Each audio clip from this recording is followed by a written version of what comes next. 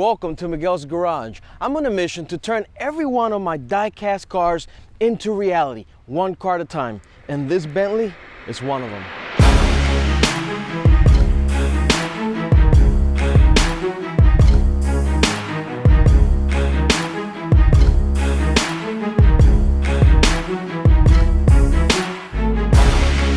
I got a Bentley, but look, I got hundreds of these. And so am I ever gonna get a Ford GT or the beloved McLaren F1?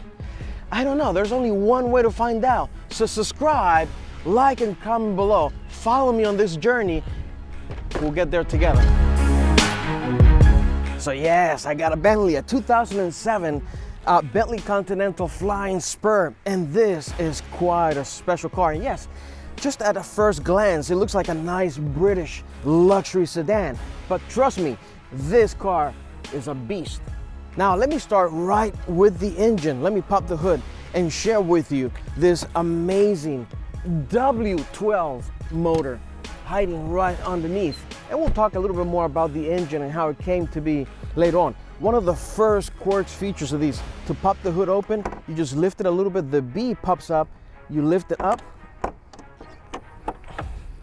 and now it just reveals this monster, a 6-liter W12, 12 for the 12 cylinders, and twin turbo. So there's 2 turbos in here, producing 552 horsepower and 479 pound-feet of torque. And all that power gets delivered to all 4 wheels through a ZF 6-speed transmission. Now, look at the specs on this car. Top speed, 195 miles per hour. It is just an incredible feat. When this car came out, this was the top of the creme. La creme of la creme. How do you say it? La creme, le creme or le creme. This was the it in terms of sport sedans. This car was just completely insane in terms of specs, luxury, speed, you name it. Now, there's not much more quirkiness on the exterior of this Bentley because this is just simply elegance, luxury, just a beautiful design. But I did want to show you the brakes on these cars because in order for you to stop a 552 horsepower missile driving down the road at 195 miles an hour, you do need powerful brakes, and these deliver for sure. Now, let me show you as well around this area because this car has soft closed doors on all 4 doors, and it's quite an interesting thing. You can just simply touch the doors and it'll pull them right in nice and softly for you. Follow me around the back. You have your standard gas door here. To open it, you simply press a button inside and it'll pop right open for you. Now around the back, let me show you how to open the trunk in a Bentley. Simply put your finger on this B right here. It'll electronically open for you, and quite a massive trunk here. Now the interesting thing is there's not a whole lot to see here. Everything is hidden behind beautiful carpeting, but in here you have your spare tire with some emergency tools. And then on either side of the car are 2 batteries. This car, yes, comes equipped with 2 batteries. One to actually start the car. That one is on this side. More like a standard size battery goes in here. But then on the other side, you have your service battery. And this one is used for all the accessories and all the features of your Bentley. It is a massive, massive battery to support all of the electronics in this vehicle. And then once you're all said and done, you want to close your boot, simply press this button. Boot close, as the British would say. Boot close. Now, one last thing I want to show you in the exterior of this car is the diffuser down here. Just looking from the outside, can't really tell there's anything happening down here, but incredibly so, there's a really massive diffuser right underneath that scoops the air right from underneath through these vents and up to create downforce on this vehicle. Quite a nice feature. Now follow me along to the interior of this car, but this time we're starting from the back.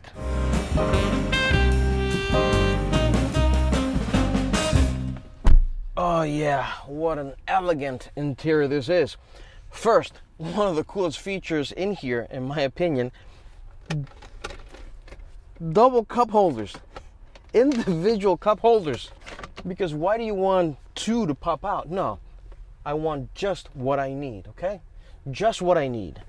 Now, when you get into a Bentley, there's no cheap plastics. There's wood veneers, actual wood, all leather, handcrafted, hand-stitched anywhere you touch, or metal, including the headliner, everywhere. It's just a really, really nice place to be. Here you have your little airplane tables. Put a little drink or your Wendy's. Ooh, yes, fancy. In here, you have vents that defrost or defog the windows. You have your door lock and unlock, door handle in here to open the door, little vent to cool your face, and you have your window controls as well as your seat cooling or heating controls right in here. Yes, you have heated and cool seats in the back of your Bentley. Plenty of space in here. These cars are very, very long. I actually ran over some cones because of how long this car is. You got to get used to the length of this car as you start to turn. As you can see, I have so much room back here. I have my own vents. I have my own controls. And in here I have a little ashtray. There's lots of ashtrays all throughout this car. You have some controls up here for your lights, microphones so that it can record your voice in case you take a phone call from back here. And you do have the access port right in here. If you have skis or anything long that you would like to, you know, run through the trunk into the interior, you can do that as well. All right, now let me show you the front. Now this is where it's at for me. In here, very comfortable place to be. It looks almost identical to the Continental GT, and we'll talk a little bit more about that when we go out on the road, because in reality, I was looking for a Continental GT, but this one popped up, and this was a one owner, no accident, super clean, very well maintained Bentley, and I just had to have it. But in here, wow, I mean, it's just, again, leather everywhere. You can touch actual wood veneers for all of your trim or metal wherever possible.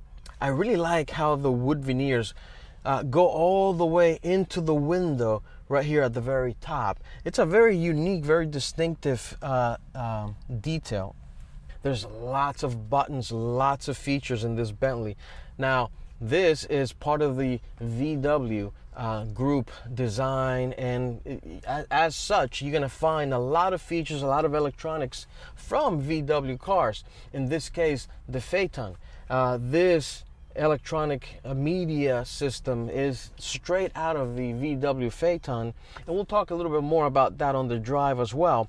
But very well designed, very unique to Bentley. It all looks just very beautiful. It's very comfortable, very spacious in here, as you would expect. Right on the side of the doors, there's pockets in here for you to put papers or whatever it is.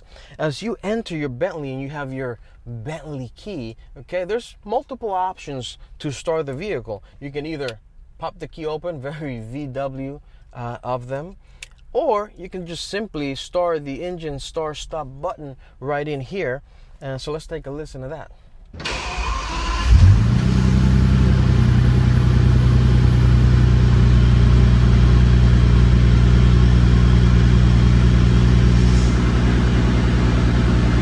Now, how did you like that cold start? Pretty amazing. In here, as you start the car, I just started the ignition just so that you can see all the electronics in here. Lots and lots of features right here on the radio. You can set up users, you can set up a guest all kinds of options. Now, this car does not have a backup camera. Unfortunately, backup cameras only became available 1 year after this car. So this one doesn't have a backup camera. This system, very VW. You have, the option to turn it on and off right in here. You have your climate control or aircon, AC, right? You can do automatic, or you can select the different functions for you to direct the air. Navigation system, pretty archaic. I don't see anybody using this ever, but it is here. You have trip information. You have info regarding your location, help, setup. So you can go in here and set up different functions on your car. Vehicle information, it gives you information about your tires. Phone, I don't have a phone set up right now. Map, audio, so you can tune your audio. Now, pretty interesting here under setup, other functions, you can go in here, select your maintenance for your vehicle and your wiper change. So you can set up the position of your wipers, come right up so that you can maintain your wipers or replace them. Date and time, so that you can adjust your Breitling clock right in here in your Bentley, and you can do that manually or you can do it through GPS. Right down here you have your shifter, which is a beautiful piece all on its own. This is probably the only cheap item that I'm seeing in this car that it just looks a little bit obviously cheap, but besides that, everything is very nice. This shifter just feels really nice. To shift gears, you simply press the B button right up here and then engage whatever gears you want to engage. Right down here you have your engine start stop button, heated and cool seat controls. You can adjust the stiffness of the suspension. You can use the rear shade to block the sun, and you can also adjust the height of the vehicle either up or down with this button right here. You have your mirrors controls right in here so that you can adjust your side mirrors. And how cool is this? These vents don't have a lot of articulation, but really take care of all of your heating and cooling needs. You simply move these, which move very elegantly, and when they move, when they pivot from one angle to the other, it actually curves where the air supply has been distributed to, which is pretty ingenious. And then these buttons in here basically flap, so they control how much air is coming out, but then also directionally where that air is going. So you can either close it or open it. Very elegant setup. The armrests are adjustable and independent. You can lift one or both, and you can bring them down to wherever you want and keep them there, right? You can also pop this open to carry little items in here. And in here, you have a little tray or a cup holder for bigger cups. Your Bentley steering wheel is gorgeous. It does look a little bit old, but it is a gorgeous, gorgeous steering wheel. You have your cruise controls on this side, and then you have your entertainment center and your different menu options to control right in here. Right on this side, you have your wipers controls, and your headlight controls are on this side. And you also have paddle shifters to manually shift your Bentley should you choose to do that task yourself. The dash cluster is also very elegant, surrounded by wood veneers, and very isolated speedometer and tachometers right in here with a small digital screen right in the middle. But enough talking, let's get this Bentley on the road. Oh.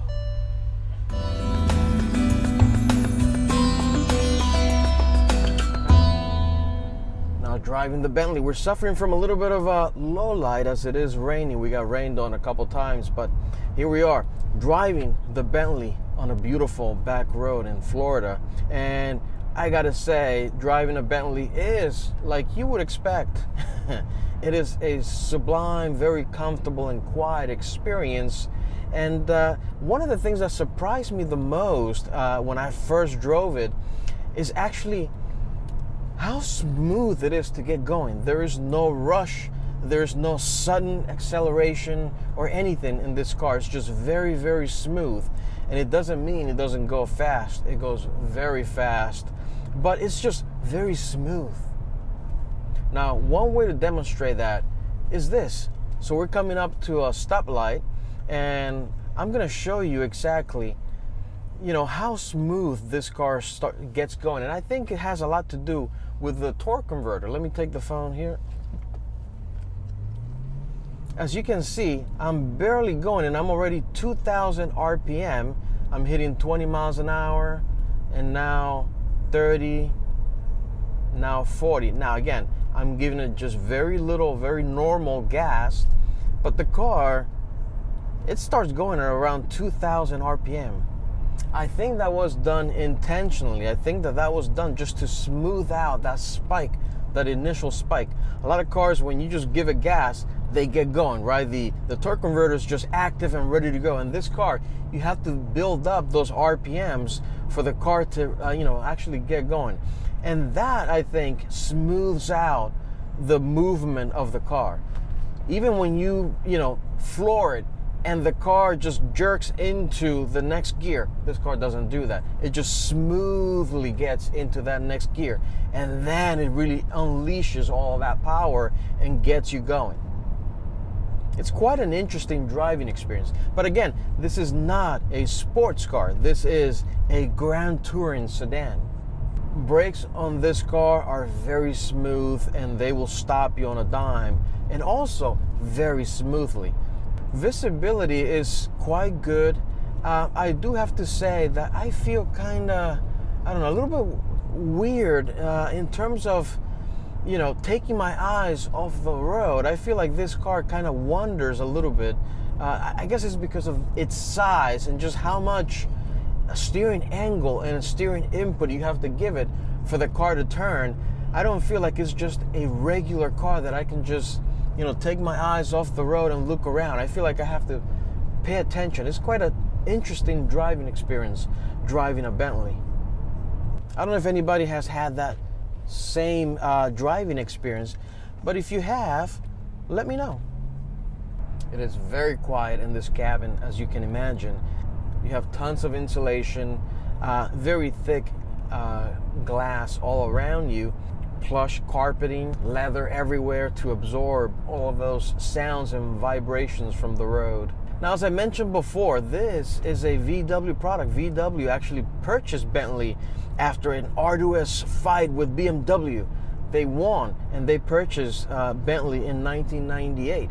And that was right around the time where they were engineering and designing the VW Phaeton. And I think that was a project that also they had under their wraps, because they knew they were going to buy Bentley and needed a way to improve the brand. And so they took that Phaeton project and made it into this ridiculous car that nobody should ever need, but everybody should experience. And so they took that platform and made it into this, the Bentley Flying Spur. Now, initially they only had the Continental GT. They didn't have the Flying Spur. This one came in a little bit later in 2005, but it is the same platform, the same engine, the same electronics, obviously with a Bentley element to it. Now, another thing that surprised me about the Bentley is how easy it is to work on it. You'd be surprised how easy it is to change the oil and the air filters on this car. And actually, even as I mentioned before, replacing your wipers, there's a little function right in here, a button that allows you to just very easily change your wipers, your batteries. If you needed to replace the batteries, very, very easily accessible. Now, do not be fooled. This was $175,000 plus when new, and still maintenance repairs on these cars uphold to that requirement. This is a very expensive car to run, and should you have a bigger problem, you're gonna have a very expensive bill. Now, if you do buy the right one that has been well cared for and maintained, you should be okay. These cars will last you a very, very long time without any major problems, but every now and then you will have an expensive, air suspension issue or a vacuum issue that you're gonna have to resolve. And so you should always have your wallet ready for that hit. Other than that, what an amazing car this car is. And I just can't wait to see what I'm gonna do next. Thanks for watching, everybody. See you in the next one.